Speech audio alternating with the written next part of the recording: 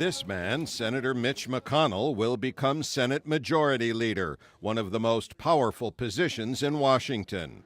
President Obama will still control U.S. foreign policy, but with the Republican majority in the Senate, it will be more difficult to present a united front to the world, says Jacob Parakilas, deputy head of the USA program at London's Chatham House. The perception of the president as dictating the agenda and the Senate following his directives is going to give way to a story where the president and the Senate will be fighting over a possible Iran deal, additional sanctions on Russia, the strategy to fight the Islamic State, and a variety of other issues.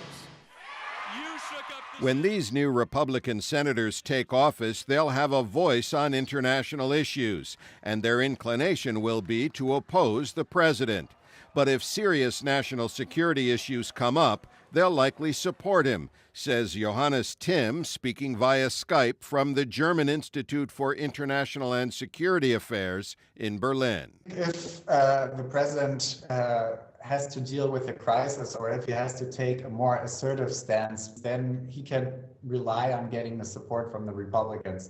First of all, because the Republicans call for a more assertive approach, so they're not going to be the ones holding him back. And second, because in serious crises, we've always witnessed the sort of rally around the flag effect.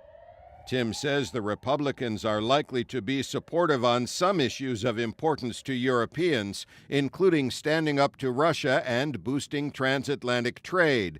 But he says they could block President Obama's efforts to work with European leaders on climate change.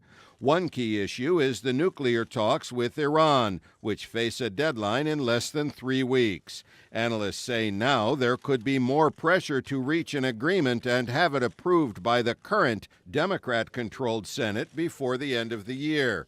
Otherwise, says Jacob Parakilas, it will be more difficult for the president to get the Republican-controlled Senate to reduce sanctions on Iran as part of any accord. He will definitely be pushed to be tougher, more or less across the board.